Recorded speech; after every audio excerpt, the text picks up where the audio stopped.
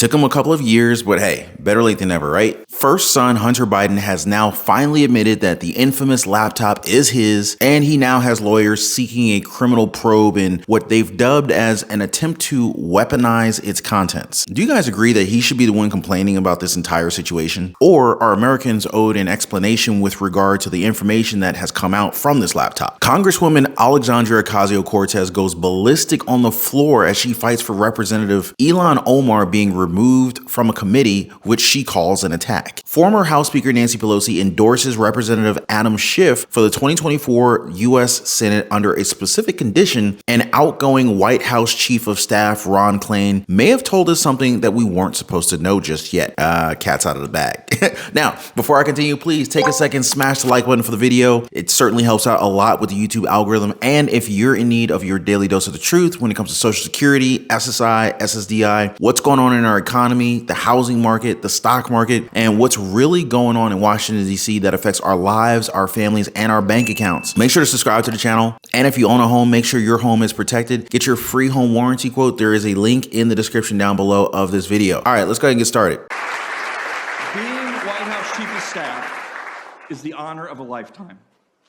But being Joe Biden's White House Chief of Staff has given me a unique opportunity to serve a wise, compassionate, determined, and fearless president. And as I did in 1988 and 2008 and 2020, I look forward to being on your side when you run for president in 2024.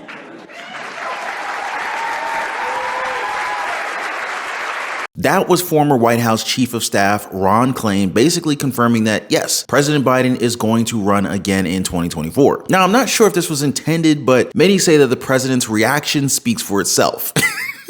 Are you guys looking forward to another term? Now, while this exit was met with an applause and love, the removal of Representative Ilhan Omar from the Foreign Affairs Committee was met with anger and fury. Congresswoman Alexandria Ocasio-Cortez was so pissed that she likened it to a terrorist attack. As a fellow New Yorker, I think one of the things that we should talk about here is also one of the disgusting legacies after 9/11 has been the targeting and racism against Muslim Americans throughout the United States of America. And this is an extension of that legacy. Consistency, there is nothing consistent with the Republican Party's continued attack except for the racism and incitement of violence against women of color in this body. I had a member of the Republican caucus threaten my life, and you all and the Republican caucus rewarded him with one of the most prestigious committee assignments in this Congress. Don't tell me this is about consistency. Don't tell me that this is about a condemnation of anti-Semitic remarks when you have a member of the Republican caucus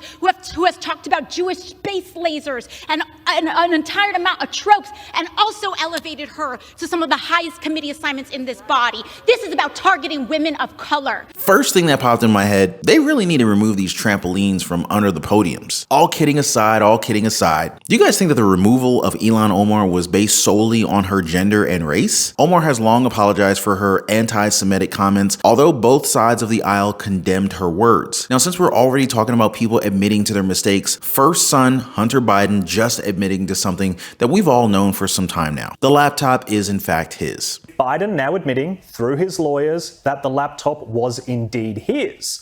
It's mine. Hunter Biden finally admits laptop of dirty deals and deeds is his.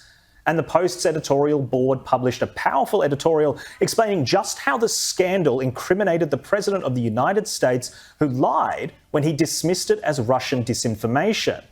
For more than 2 years, Hunter Biden and his father have dismissed the, quote, laptop from hell as a fraud or a hack or Russian disinformation, they write.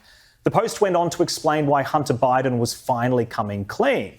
They said, why the change? Well, investigations are coming from the Republicans in Congress, and pretending the laptop isn't real won't work anymore. Under Elon Musk, Twitter won't run interference for the president by censoring stories, and now even the New York Times admitted, begrudgingly, that Hunter's emails are authentic.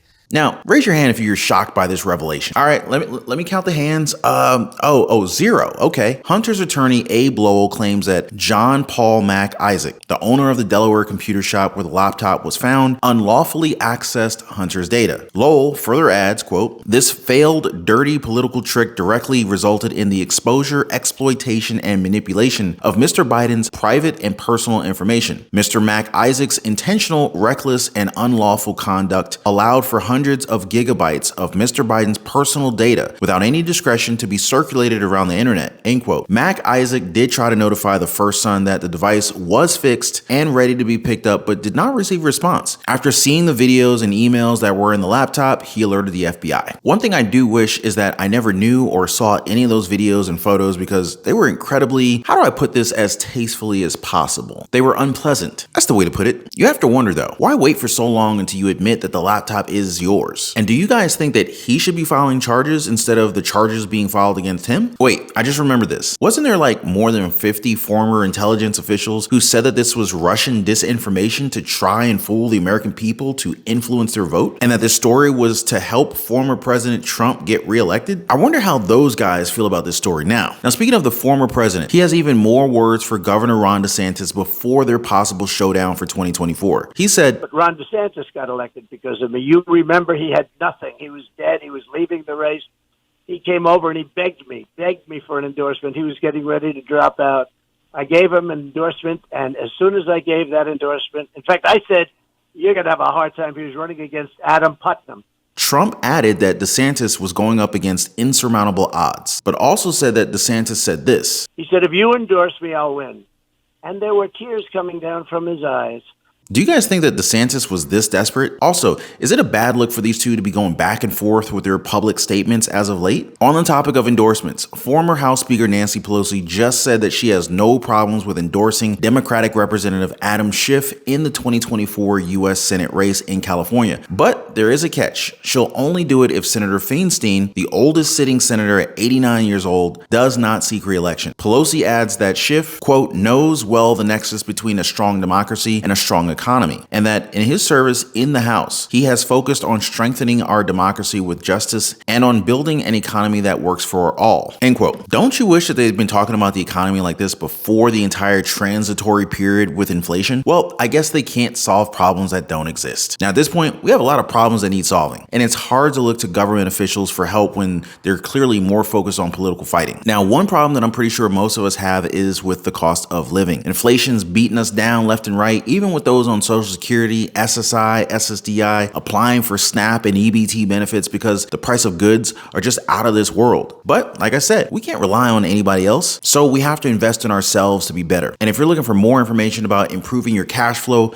maybe investing in the stock market or real estate, starting or creating a side hustle, building a small business, setting up your LLCs, or even if you want to learn the ropes of budgeting, feel free to join us over in the Patreon community. There's a link in the description down below this video. Financial freedom is possible, but it is going to take some work on your end. You can start by joining the Patreon community. There's a link down below. But before I go, please don't forget to drop a thumbs up for the video and for the algorithm. And don't forget to subscribe for your daily dose of the truth. Appreciate you guys watching. Be kind to one another, and I'll see you on the next one.